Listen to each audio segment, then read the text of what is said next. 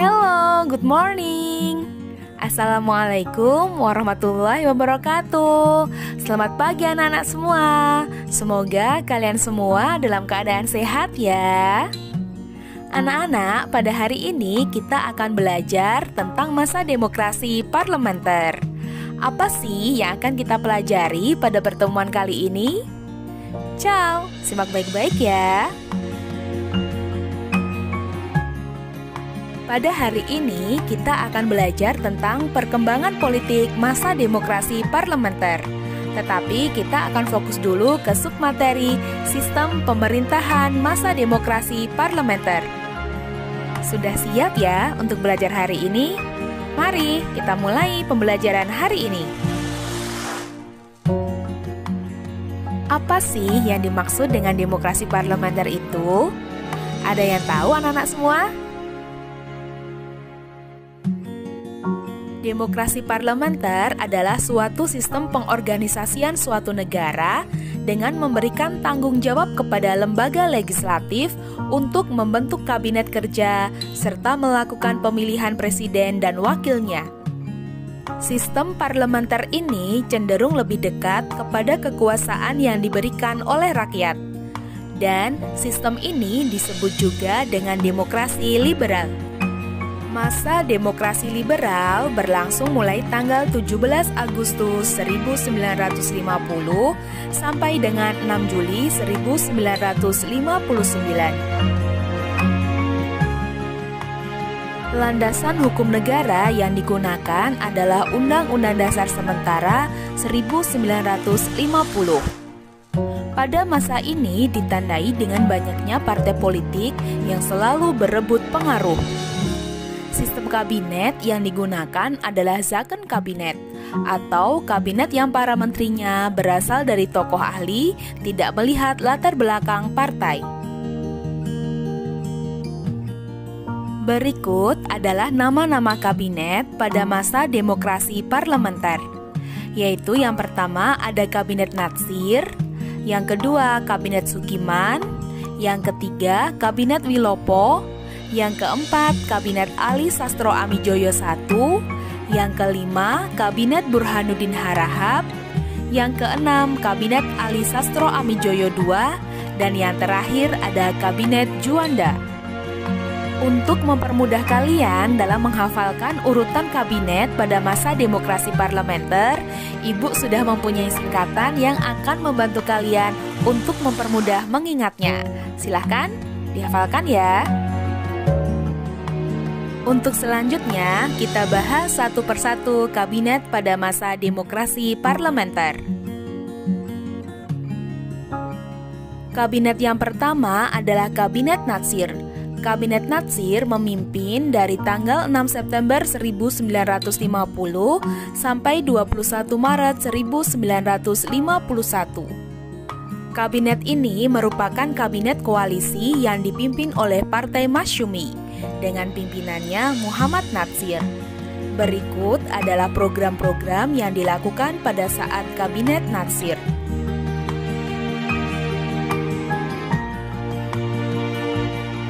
Keberhasilan dari Kabinet Natsir adalah berhasil melangsungkan perundingan antara Indonesia Belanda untuk pertama kalinya mengenai masalah Irian Barat. Adapun kendala yang dihadapi oleh Kabinet Natsir adalah yang pertama, upaya memperjuangkan masalah Irian Barat dengan Belanda yang mengalami jalan buntu. Yang kedua, timbulnya masalah keamanan dalam negeri, seperti pemberontakan yang hampir terjadi di seluruh wilayah Indonesia, seperti DITII, Andi Aziz, APRA, dan RMS. Berakhirnya Kabinet Natsir terjadi karena adanya mosi tidak percaya dari Partai Nasional Indonesia menyangkut pencabutan peraturan pemerintah mengenai DPRD dan DPRDS. Kabinet yang kedua adalah Kabinet Sukiman.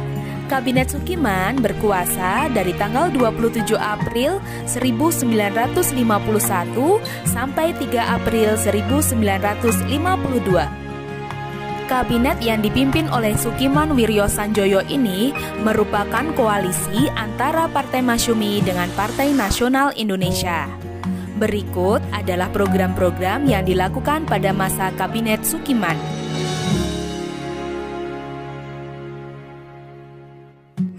Hasil kerja dari Kabinet Sukiman adalah melanjutkan program kerja Kabinet Natsir dan juga memprioritaskan dalam pelaksanaan program, yaitu menjamin keamanan dan ketentraman.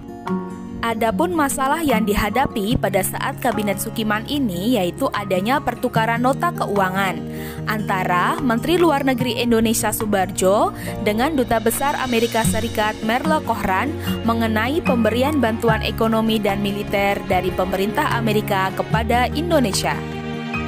Berakhirnya Kabinet Sukiman ini karena adanya pertentangan dari Partai Masyumi dan PNI atas tindakan Sukiman, sehingga partai itu menarik dukungannya kepada Kabinet Sukiman. Kabinet yang ketiga adalah Kabinet Wilopo. Kabinet ini merupakan zakon kabinet, yaitu kabinet yang terdiri dari para pakar yang ahli dalam bidangnya. Kabinet ini berkuasa dari tanggal 3 April 1952 sampai 3 Juni 1953. Berikut adalah program kerja dari Kabinet Wilopo.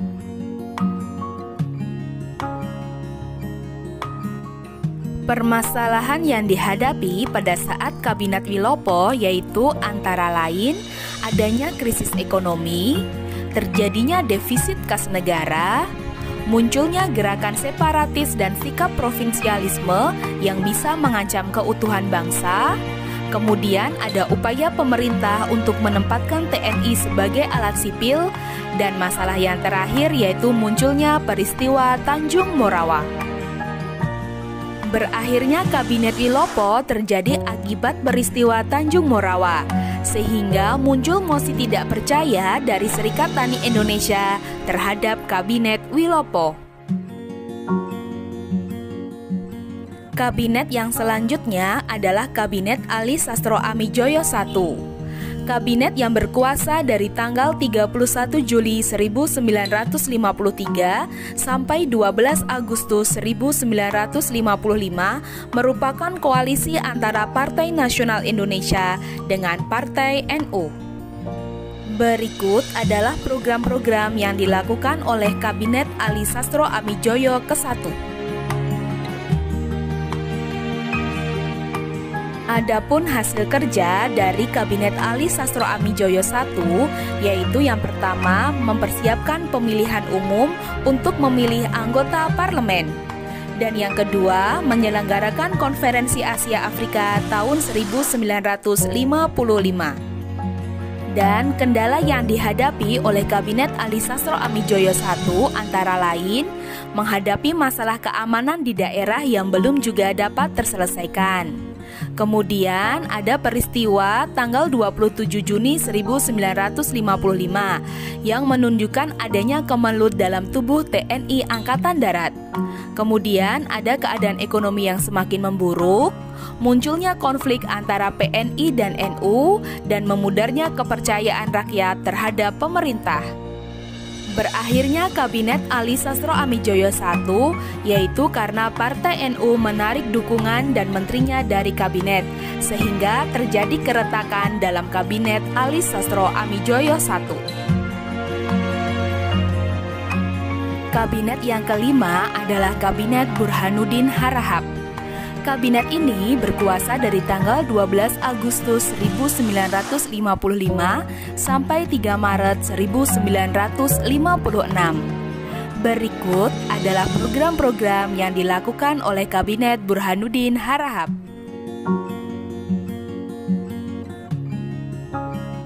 Hasil kerja dari Kabinet Burhanuddin Harahap yaitu yang pertama, penyelenggaraan pemilu pertama yang demokratis.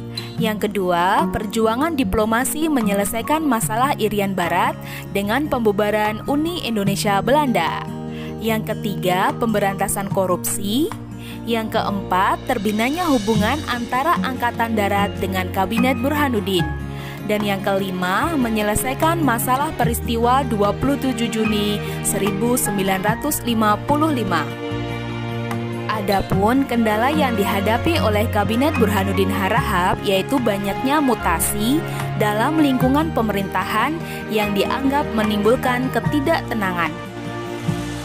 Dengan berakhirnya pemilu, maka tugas Kabinet Burhanuddin dianggap selesai. Pemilu tidak menghasilkan dukungan yang cukup terhadap kabinet, sehingga kabinet pun jatuh. Kabinet yang selanjutnya adalah Kabinet Ali Sastro Amijoyo II.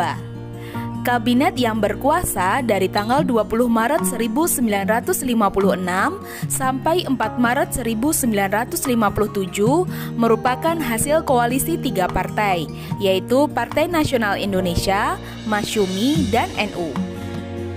Berikut adalah program kerja dari Kabinet Ali Sastro Amijoyo II. Adapun hasil kerja dari Kabinet Ali Sastro Amijoyo II adalah pembatalan seluruh perjanjian KMB. Sedangkan kendala yang dihadapi oleh kabinet ini antara lain 1. Berkobarnya semangat anti-Cina di masyarakat.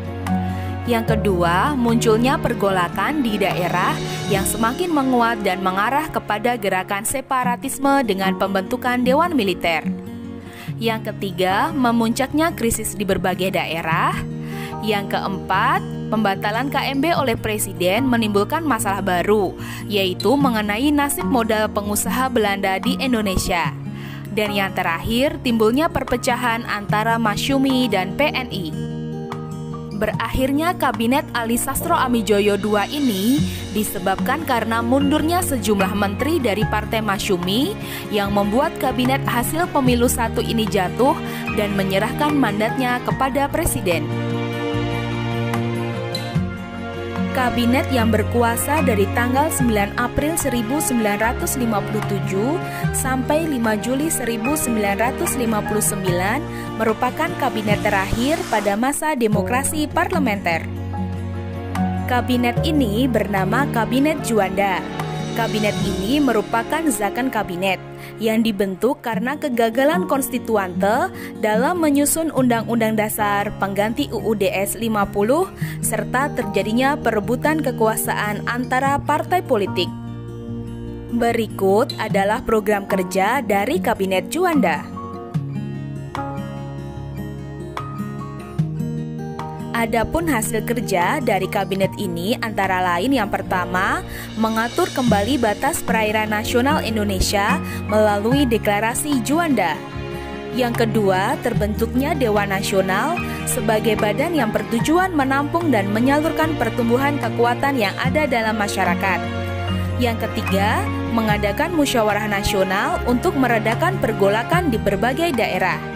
Dan yang keempat, diadakannya musyawarah nasional pembangunan untuk mengatasi masalah krisis dalam negeri tetapi tidak berhasil dengan baik.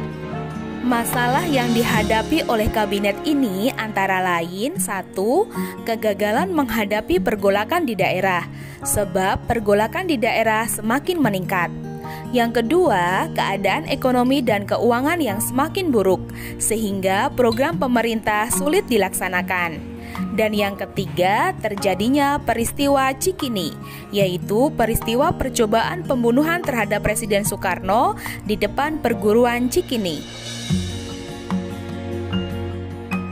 Dan Kabinet Juanda berakhir saat Presiden Soekarno mengeluarkan Dekret Presiden 5 Juli 1959. Dan mulailah babak baru sejarah Republik Indonesia, yaitu demokrasi terpimpin. Itu tadi pembahasan sistem pemerintahan pada masa demokrasi parlementer. Semoga bisa dipahami ya. Terima kasih anak-anak atas perhatiannya. Sekian saja. Wassalamualaikum warahmatullahi wabarakatuh.